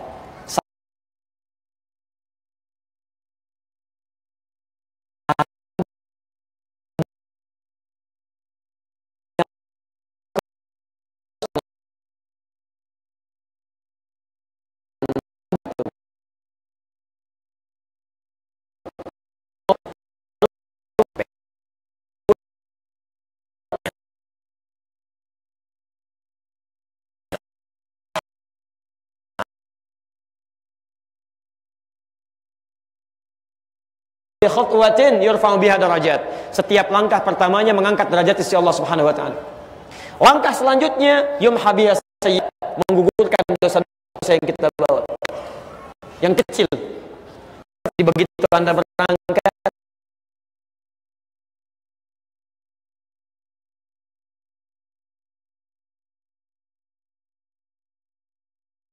Ini rumah Anda, ini masjid, jaraknya dekat cuma 10 meter. Yang jaraknya 1 kilo, dia nggak punya sepeda, nggak punya motor, nggak punya mobil, jalan kaki ke masjid, Pak. Gini. Anda yang cuma 10 meter, sepeda ada, motor ada, mobil ada. Bahkan yang paling menarik, speaker masjid ke rumah Anda begini. Udah belum mau ke masjid juga. Apa Anda butuh jembatan dari rumah ke masjid? Ini nih. Anda akan ditanya gitu kan. Dan pahalanya banyak. Barangkali saking sayangnya Allah kepada Anda, sudah fulan, kamu harus tingkatkan pahala. Kemarin-kemarin kamu tuh jauh dari ibadah. Didekatkan rumahnya ke masjid supaya banyak dapatkan pahalanya. Jalan. Yuk. Ini baru yang pokok. Selanjutnya saya akhiri dulu di sini. Kita coba lihat pertanyaan. Nanti kita coba selesaikan dulu. Karena kita mesti bersiap untuk sesi yang selanjutnya. Teman-teman fokus ya. Dan pemirsa dimanapun Anda berada, perhatikan. Antum keluarkan semua jenis sholatnya selain yang fardu. Karena fardu itu standar, biasa. Maka mulai sekarang keluarkan jenis sholat tambahannya, sunnahnya. Ayo malam keluarkan. Kemarin yang ikut di Al-Murabbi sudah tahu kita. Malam itu ada sholat tahajud, ada qiyamul lail, ada witir. Karena itu turunkan menunya. Turunkan menunya. Masya Allah. Malam ini ada tahajud. Ayo rencanakan. Awas hati-hati. Rencanakan untuk tahajud. Kita sudah sepakat. Harus lebih daripada yang biasa. Di atas standar. Kemarin gak tahajud. Sekarang tahajud. Rencanakan. Bangun jam berapa, tunaikan. Lihat bagaimana sifat tahajud Nabi. Mesti beda dari sebelumnya. Ingat ya. Ingat betul ini. Kalau antum tidak tahajud malam ini, antum belum tentu hidup di malam besok. Anda tidak sholat malam ini, belum tentu dapatkan besok. Karena itu rumusnya ketika Allah berikan kesempatan di waktu itu, kerjakan, jangan tinggalkan selama Anda bisa mengerjakannya. Tuliskan di dinding Anda, kamu nggak bangun, besok mungkin kamu meninggal. Tuliskan. Jelas? Rencanakan. Kalau yang belum pernah mulai, jangan maksa dulu. Jangan maksa. Standar Nabi biasanya rata-rata 11 kalau rumah Sayyidah Aisyah. Di rumah Sayyidah Maimunah 13 rakaat. Maka jangan dulu memaksakan seperti Nabi. Kalau belum pernah tahajud, rumus Nabinya di hadis Muslim nomor hadis 749. Mulai dengan 2 rakaat dulu. Salatul laili mathna mathna, salat malam itu tunaikan 2 rakaat, 2 rakaat. Bangun 2 rakaat dulu. Wa idza khasyiya ahadakumul fajr falyutir raka'atan wahidah. Kalau 2 rakaat itu pun bangunnya terlambat menjelang fajar, dekat-dekat ke fajar, tutup segera dengan witir 1 rakaat. Plus witir. Jangan maksa dulu 2 rakaat dulu. Anak-anak bangunkan. Ayo, dibiasakan. Mulai dengan 2 rakaat dulu, jangan bebani mereka. Dek, kita harus membiasakan seperti Nabi, sunnah Nabi 11 ya. Kuatkan dirimu, kuatkan dirimu. Masya Allah. Begitu 11 rakaat, besoknya nggak mau tahajud lagi. 2 dulu. Nih. Sudah nikmat, dia nyaman, berikan pujian. Adek tuh luar biasa. Papa dulu waktu seperti adek belum bisa bangun seperti sekarang. Masya Allah, adek luar biasa ya. Pasti disayang sama Allah. Lihat besok kalau Allah sudah sayang, pasti Allah berikan banyak hadiah. Antum beli hadiah, kasihkan. Besoknya 4 rakaat, Masya Allah. 6 rakaat, 8 rakaat, 10 rakaat, witirnya 1 rakaat, 11. 8 rakaat, witirnya 3 rakaat, 11. Nikmat. 11 pun jangan dulu persis sama pengen kaya Nabi. Biasa dulu. Nabi itu 11 rakaat, kata Sayyidah Aisyah, la tas'alan husnihinna wa tulihinna. Jangan tanyakan bagaimana panjang dan bagusnya bacaannya. Masya Allah. Ternyata Al-Mughirah bin Syu'bah penasaran. Bersama Hudzaifah Al-Yamani, bersama Abdullah bin Mas'ud, ketiganya radhiyallahu ta'ala anhum jami'an, mengikuti Nabi 1 kali salat di belakang Nabi. Bagaimana sih salat malamnya Nabi? La haula wala quwata illa billah. Bermakmum di belakang. Rakaat pertamanya 100 ayat Al-Baqarah. Dikira akan selesai, nyambung ke Ali Imran. Al-Baqarah 286 ayat, Ali Imran 200 ayat. Dikira akan ruku, nyambung ke An-Nisa 176 ayat. Baru ruku setelah An-Nisa 176 ayat, 5 juz 4 halaman. Nabi, Rasul, orang paling takwa dekat dengan Allah. Rakaat pertama salat sunnahnya tahajud 5 juz 4 halaman. Besoknya Hudzaifah Al-Yamani, Al-Mughirah bin Syu'bah, Abdullah bin Mas'ud tidak ikutan lagi. Bukan karena capek, bukan, mereka sudah terbiasa. Bahkan kata Imam An-Nawawi sepeninggal Nabi SAW ada yang bahkan sampai hatam Quran tahajud. Ada, itu disebutkan di At-Tibyan fi Adab Hamalatul Quran yang cetakan Darul Kutub Al-Islamiyah warna merah marun di halaman 38 paragraf pertama posisi paling kanan sebelah atas baris 1 sampai 2. Kata Imam An-Nawawi tidak sedikit sahabat Nabi seperti Utsman bin Affan, Abdurrahman bin Auf, Tamim Ad-Dari bisa menunaikan tahajudnya sampai hatam Quran. Tapi kata Abdullah bin Mas'ud, bukan gak bisa lama, saya itu sering menduga-duga kapan Nabi rukunya nih. Saking bagusnya bacaannya, sekarang tidak, bukan, sekarang tidak, bukan. Saya khawatir gak khusyuk kalau mengikuti ini, maka dirubah caranya. Maka kita pelan-pelan, gak usah 5 juz dulu. Gak usah 5 juz, 5 ayat dulu, gitu kan? Rakaat pertama, setelah nikmat tambah lagi, nikmat tambah lagi. Ini manhaj. Saya pernah ngimami di Bekasi, salah satu kota, tempat di sana ada sholat khusuf gerhana. Itu pecinta sunnah luar biasa itu. Ya, saya katakan, masya Allah Bapak Ibu, hari ini ada pahala banyak banget nih. Sholat khusuf tidak setiap hari, pahalanya banyak. Kita harus mendapat kebaik sesuai contoh Nabi. Saya mau sampaikan dulu sebentar, ya. Ingin seperti Nabi persis atau mirip-mirip dulu? Semua luar biasa. Ustaz, seperti Nabi kita tunaikan. Kita contoh beliau. Baik, insya Allah. Tapi saya mau ajarkan sebentar sebagai informasi. Sholat khusuf ini nanti 2 kali ruku, 2 kali sujud. 2 kali ruku maksudnya ruku setelah baca surat, ruku bangkit lagi baca surat lagi. Ya. Jadi nanti 2 rakaat 4 surat. Kalau ingin seperti mohon izin surah bacakan Rasul. Yang kedua Ali Imran sampai 3 An-Nisa sampai C, yang keempat baru sampai Bikala. Tanpa saya tanya semuanya yang kata mirip-mirip Nabi aja. Teman jangan dipaksakan dulu ya. Minimal misalkan ada sebelum subuh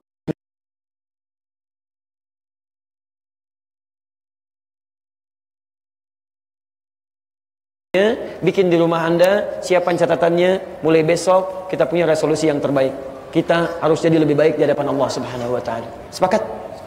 Baik. Ini baru sholat.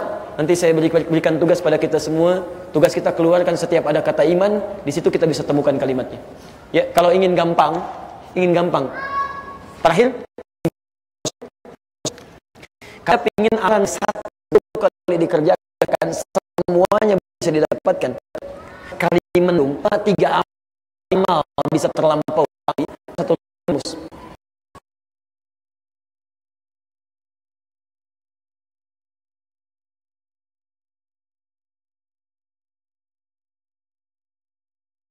Ya, walaupun ini menunjuk pada Ramadan, lihat kaitannya dengan Rajab. Para ulama dulu, sahabat, tabi'in, itu sudah membiasakan untuk mengerjakan puasa pada bulan-bulan al-haram. Jadi bukan cuma Rajab, Dzulqa'dah puasa, Dzulhijjah puasa, Al-Muharram puasa, Rajab puasa. Mereka mulai tingkatkan. Kenapa puasa? Saya akhiri karena puasa ini satu-satunya amal yang saat dikerjakan, ya masya Allah, dicoba kerjakan, ya kerjakan. Ada tuntunannya, tapi tidak harus Anda menjadikan tuntunan berdasarkan hadis yang palsu. Ya, yang palsu, yang bukan cuma lemah, palsu. Banyak beredar di bulan Rajab itu hadis-hadis palsu, khususnya tentang puasa. Siapa yang puasa sehari di bulan Rajab mendapatkan pahala sekian, 2 hari pahala sekian, 3 hari sekian, 1 pekan dibukakan pintu surga 7 pintu untuknya, 8 pekan 8 hari ditutup 8 pintu neraka darinya. Pernah dengar hadis ini? Masya Allah. Itu sih tidak palsu ya, tidak palsu yang itu, palsu banget. Ya, jadi mohon maaf, boleh puasa tapi jangan menyandarkan pada ketentuan yang tidak benar. Mulai besok silahkan. Senin saya puasa, kan? Yang sudah biasa Senin, Kamis puasa. Ayyamul Bid sudah lewat, tambah puasa Daud. Boleh gitu kan? Sehari puasa, sehari tidak, dan seterusnya. Nabi Daud juga luar biasa ya, ada pujian-pujian. Tapi jangan terapkan rumus misalnya dengan nama yang sama tapi salah praktikal. Oh, saya juga besok bukan cuman puasa Daud, salat Daud juga saya kerjakan, masya Allah. Subuh salat, duhur tidak, asar salat, maghrib tidak, ya. Masya Allah. Nabi Daud juga salat Nabi Daud, tapi tidak seperti itu, lain ya. Zaman Nabi dulu salat semua. Salat itu semua ibadah universal, ya semua salat. Nabi Zakaria salat Quran surah 3 ayat 38 39. Nabi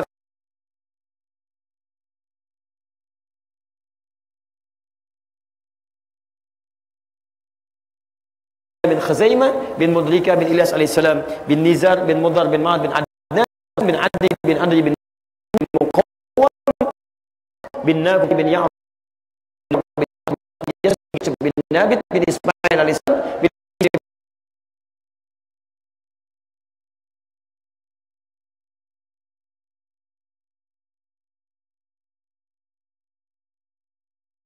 perbaiki. Saya jawab ini dulu sedikit, setelah itu kita coba akhiri dulu supaya nanti ada sesi terakhir besok dan banyak hal spesial besok nanti di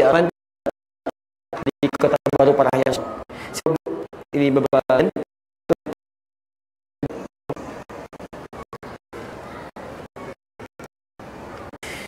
Pak Ustaz, pinjam uang di bank atau koperasi ada yang riba dan halal. Punten Pak Ustaz yang baik kita lihat benarkan oleh agama. Kalau dalam Nabi aja pernah minjam, bahkan sama orang yang hak dia nggak lagi berikan bagiannya. Di pinjam minjam utang piutang ada ayat Quran surah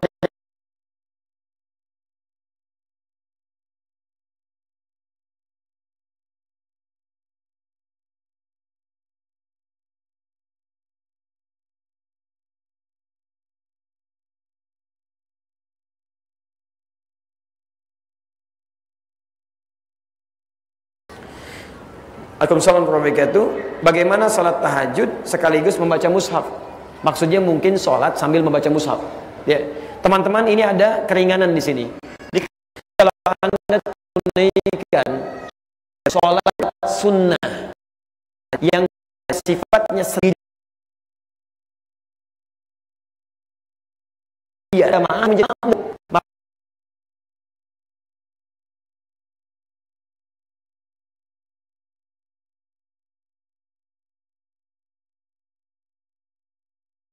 kekhusyuan Anda dalam sholat.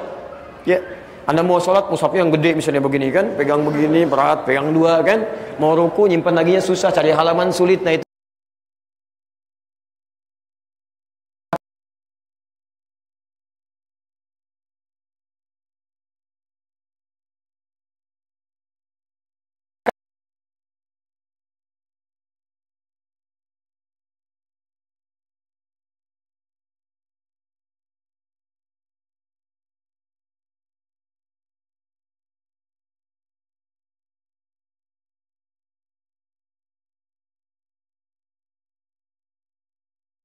dan keluarga, saya marah dan menyimpan rasa dendam. Bagaimana sikap saya terhadap bapak yang mempunyai sifat buruk itu?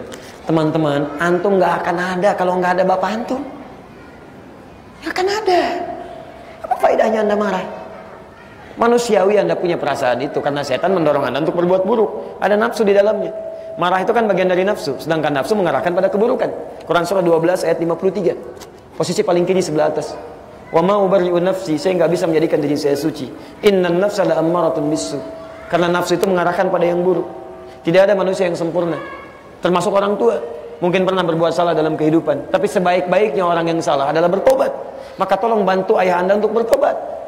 Doakan beliau. Daripada Anda merespon dengan cara yang buruk, doakan. Ya, tabayyun dulu, tanyakan. Masya Allah ayah, yang lain pernah berbuat baik, kenapa ayah begini? Tapi cara masuknya dengan berdoa dulu, ya Allah lembutkan hatinya. Barangkali pahala Anda ada di situ. Pahala Anda ada di situ, ladangnya ada di situ. Doakan, respon dengan kebaikan, arahkan, mohonkan kepada Allah. Ya, bahkan Masya Allah indah sekali ayat di Quran itu. Banyak ayat, apalagi kepada ibu. Kalau Anda sedang tidak suka dengan sikap orang tua, bahasa Qurannya isyarat. Cobakan kebaikan orang tua yang mungkin belum pernah Anda rasakan sebelum Anda tiba di dunia ini. Bahkan saat Anda dilahirkan. Quran surah ke-31 ayat 14. Bahkan sampai 15, posisi paling kiri sebelah atas. Wassaynal insana biwalidayhi hamalathu ummuhu wahnan ala wahnin. Ya, Masya Allah, kami wasiatkan pada manusia untuk berbuat baik kepada kedua orang tuanya. Kalau Anda sedang gak enak pada orang tua, misal pada ibu, coba bayangkan bagaimana ibu susahnya mengandung Anda. Masya Allah, ibu cuma 9 menit memberikan nasihat pada Anda, kesalnya luar biasa. Anda itu dibawa kemana-mana selama 9 bulan, gak pernah keluh kesah, dibawa terus, gak pernah disimpan. 9 bulan tuh kemana-mana, masak dibawa, tidur dibawa, miring kanan susah, miring kiri sulit, demi Anda Pak. Tiba-tiba ketika dilahirkan, baru 9 hari, Anda sudah begitu, 9 menit, sudah kasar sikapnya. Bukankah imam kita bacakan tadi, di sholat maghrib tadi, membacakan Quran surah 17, ayat 23 sampai 25, posisi paling kiri, di pertengahan sampai ke bawah. Itu isyarat teman. Coba bangkit, daripada respon dengan keburukan, apa faedahnya? Ayah Anda menyakiti Anda balas dengan celaan, bukankah menyakiti juga? Jadi apa bedanya Anda dengan ayah Anda? Coba bantu ayah Anda menuju surganya, hilangkan keburukannya, doakan beliau. Mungkin di situ faedahnya. Ya, tidak dititipkan Anda menjadi anak ayah Anda kecuali mungkin kesolehannya Anda pada Anda. Bertakwalah kepada Allah Subhanahu wa taala. Apakah boleh menggulung celana saat sholat supaya tidak isbal? Boleh. Tapi akan lebih baik kalau Anda bikin saja langsung daripada banyak digulung gitu kan. Itu aja persoalannya. Tapi isbal ini Anda harus teliti lagi. Jadi hadis-hadis tentang isbal ini itu ikhtilaf di kalangan ulama. Tapi sebanyak-banyak hadisnya tersimpulkan dalam tiga hal. Nanti kita bahas dalam fikih ikhtilaf. Ya, yang di KBP itu, ya. 3 hal. 1, hadisnya menunjuk kepada ketawadhuan, rendah hati. Ya, karena di Arab itu dulu sampai sekarang, kalau ada orang ingin menunjukkan kesombongan karena meningkat strata hidupnya, ya, baik dari hartanya ataupun kedudukannya, maka di antara cirinya kalau laki-laki dia gunakan pakaian yang cukup longgar ke bawah, musbil, melebihi batas mata kakinya. Ya, silakan Anda cek tuh, raja-raja apa-apa macam-macam, umumnya pakaiannya akan begitu. Bukan berarti sombong, bukan. Ada yang menunjukkan bahwa status sosialnya tinggi. Beda. Kalau perempuannya dia gunakan perhiasan yang berlebihan. Gelangnya dia pakai di tangan, di kaki, kalau jalan kicik gitu kan. Nah, itu terdengar bahwa dia sedang meningkat status sosialnya. Tiba-tiba Nabi sedang kumpul, lewat orang, pamer, ingin menunjukkan diri bahwa saya sedang naik di status sosialnya. Kata Nabi keluar kalimat, orang yang pakaiannya melebihi batas mata kakinya tempatnya di neraka. Di neraka tempatnya. Abu Bakar itu terkejut karena pakaian beliau itu di bawah mata kaki. Fisiknya itu kurus, Pak. Ya, seperti saya lah gambaran begini, sering melorot gitu kan. Sering di bawah begitu. Nabi sebelumnya nggak pernah bicara begitu. Gara-gara kasus orang ini lewat, Nabi keluar kalimat begitu. Abu Bakar klarifikasi, ya Rasulullah, bagaimana saya ini? Saya sering melorot pergi di bawah mata kaki, bagaimana? Kata Nabi, kamu tidak. Di sampingnya ada Ibnu Umar, masih kecil. Belum paham kalimat ini. Apakah ini bahasa kiasan, majasi, atau bahasa langsung? Hakikatnya. Kata Nabi, ya Ibnu Umar, Ibnu Umar, jangan sombong. Seperti orang memanjangkan pakaian di bawah mata kaki, seperti orang tadi, lewat dengan sombongnya. Orang yang sombong seperti itu, khaila, karena sombong, famaq'aduhu finnar, bimana? Maka tempatnya di neraka. Maka ditafsirkan oleh kalangan ulama yang pertama, yang dimaksudkan isbal di sini adalah hadis untuk menjaga diri supaya tetap tampil tawadhu. Jadi kalau antum misalnya celananya tidak isbal, sombong juga, neraka juga tempatnya. Sama saja. Kadang-kadang kan yang repot, celananya nggak isbal, mulutnya isbal. Begitu lewat, lihat tuh, gulung, kayak nggak ada gunting aja di rumahnya. Tuh antum tuh neraka juga tuh. Hati-hati. Ya. Yang kedua, isbal itu menunjuk juga pada kehati-hatian dalam ibadah. Hati-hatian. Dulu pernah terjadi seorang sahabat sholat, kata Nabi, Innallaha la yaqbalu sholata musbilin. Allah nggak terima sholat orang yang celananya kepanjangan. Faliyatawadda, maka wudu lagi, dia wudu lagi, balik lagi, sampaikan lagi sampai 3 kali. Setelah 3 kali dia sholat, Nabi tidak menegur lagi. Perhatikan, ini sering hadisnya digunakan oleh sebagian orang untuk menunjuk dalil. Tuh kan, sholatnya aja nggak diterima. Tapi orang ini tidak mendalami mana hadisnya. Salah kesimpulannya. Salah. Saya pernah diberhentikan di Bekasi. Setelah sholat subuh, ngimami ceramah, mau masuk ke mobil, dipotong di tengah jalan oleh 2 orang. Tokoh, satunya sekretarisnya. Ustaz, mohon maaf saya ingin tanya, menurut Ustaz bagaimana hadis tentang Allah tidak menerima sholat yang celananya isbal? Masya Allah, maksudnya Ustaz celananya kepanjangan, sholat kita nggak diterima tuh, kan? Dengan bahasa yang lain. Oh akhir karim, hadisnya di sini kan? Oh iya di Riyadhus Shalihin Ustaz. Taib, saya punya beberapa pertanyaan saya bilang sebelum kita simpulkan. 1, bukankah Nabi di hadis itu menyuruh untuk wudu lagi orang itu? Iya Ustaz. Baca hadisnya? Iya Ustaz. Pertanyaan saya, kalau yang salah celananya kenapa disuruh wudu? Harusnya ganti celana. Kalau yang salah celananya harusnya ganti pakaian, bukan disuruh wudu. Diam. Baik, pertanyaan kedua. Kalau yang keliru celananya, bukankah dia wudu sampai 3 kali dan yang ketiga dia sholat tidak ditegur lagi oleh Nabi? Iya. Bukankah mengenakan pakaian yang sama? Iya. Pertanyaan saya, kalau yang salah pakaiannya, kenapa saat yang ketiga Nabi tidak menegur lagi? Mendiamkan, membenarkan sholat dengan pakaian yang sama. Diam. Saya bilang, akhi, disinilah pentingnya belajar hadis dengan mendalami ilmu hadis. Lihat asbabul wurudnya. Ternyata ketika dicek di asbabul wurud, dia wudu, dia lihat belum sadar. Pada yang ketiga, dia sadar. Dia lihat ternyata ketika pakaiannya kepanjangan, saat mengusap, membasuh bagian kakinya, ada yang tidak terbasuh dengan sempurna, ketutup oleh bagian pakaian tadi. Dia menduga ini mungkin yang dimaksudkan oleh Nabi. Begitu dia basuh, dia sholat, Nabi tidak menegur lagi. Maka yang kedua ini disimpulkan oleh para ulama, hadis isbal ini adalah kehati-hatian dalam ibadah. Maka antum tolong gunakan pakaian dengan hati-hati supaya tidak mengganggu dalam proses ibadah. Mungkin saat wudhu terbasuh dengan sempurna, tapi saat jalan najis menempel tanpa antum tidak sadari, terbawa tergusur dan sebagainya. Makanya coba bikin yang kira-kira ketika Anda digunakan, baik digunakan tapi juga bisa dijadikan sebagai langkah preventif supaya kotoran-kotoran tidak menempel. Bikin. Saya selalu bikin pakaian tuh celana, misal kalau saya di atas mata kaki sedikit tuh. Tapi ya begini sifatnya, fisiknya. Kadang-kadang yang melorot lagi, kadang melorot lagi. Ya, tapi kadang-kadang ada orang kreatif. Begitu ngelihat, Masya Allah digambar video, ceklik foto, tampilkan. Nih Ustadz nih, Masya Allah. Kadang isbal, kadang tidak, muazanah. Masya Allah. Nah, itu kadang-kadang tuh kasihan gitu. Kasihan. Hidupnya masih sempat, menurut saya itu sempat-sempatnya ngeliatin video, Masya Allah, untuk cari kesalahan sekian menit kesekian ada salah keluarin, lah wala quwata illa billah, ya alhamdulillah gitu kan, masih ada perhatian. Alhamdulillah kalau benar kan kita koreksi, maaf saya salah di sini, tolong tinggalkan pendapat saya yang benar, yang ini kerjakan, nggak ada masalah di situ, ya. Tapi ya harus juga ditempuh dengan cara yang benar supaya jadi baik di situ. Yang ketiga teman-teman, itu hadis-hadis terkait dengan keindahan dalam berpakaian, kepantasan. Innallaha jamilun yuhibbul jamal. Karena itu di zaman Nabi sekalipun ada yang isbal, ada yang tidak, itu Masya Allah penampilannya itu sesuai dengan asas kepantasan. Jadi jangan sampai saya ingin menjaga supaya tidak isbal, Masya Allah besok ke kantor pakai dasi, pakai jas, Masya Allah pakai kemeja, begitu celana ngatungnya luar biasa ke atas gitu kan gak enak dipandang juga gitu kan. Dicari yang sebaik-baiknya, sesuainya, terapkan dalam kehidupan yang tiga ini. Karena itu ada yang ingin ketat, saya ingin selamat aja deh, cari yang selamat, saya gak mau isbal. Jangan dipersalahkan, itu pilihan, jangan saling mencela. Karena itu pilihan, dia mengambil hadis untuk yang paling ketat, dia tafsirkan itu. Tapi juga jangan mencela orang yang barangkali ya menurut dia pantasnya dia tidak isbal, dia isbal misalnya, jangan dicela juga. Dan dia Masya Allah ketika mau sholat dia bersihkan, dia gulung supaya nyaman. Nggak usah saling mencela. Dan celaan itu justru yang mengantarkan anda ke dalam neraka. Masya Allah lewat, di tempat antum ada banjir juga? Enggak, kok ngatung? Gitu kan? Nggak usah lah yang seperti itu, nggak ada kerjaan. Cukup ya? Cukup dulu ya? Halo? Ya nanti kebanyakan malah kita susah beramal gitu kan. Jadi kita cukupkan dulu. Ini saya simpan, mudah-mudahan nanti bisa dikumpulkan. Nanti staf kami merangkum ini, dituliskan kembali ya. Jadi ini pertanyaan-pertanyaan ini teman-teman, kita punya sesi namanya Quran Sunnah Solution. Setiap Kamis malam Jumat langsung dari Bekasi. Nah ini pertanyaan-pertanyaan yang dijawab, kadang masuk interaktif, kadang yang seperti ini dikumpulkan oleh staf kami, nanti disatukan jadi satu, begitu malam itu kita jawab. Jadi ini bukan pertanyaan yang disiapkan, karena sebagian mungkin yang menduga itu si Ustadz nyiapin, begitu disiapin cari di indeks, ya di indeks ini jawab dulu. Enggak, kita nggak ada yang seperti itu, begitu datang kita jawab. Kalau nggak ada ngapain ngumpulin masalah gitu kan. Ya teman-teman sekalian, ini yang bisa kami sampaikan.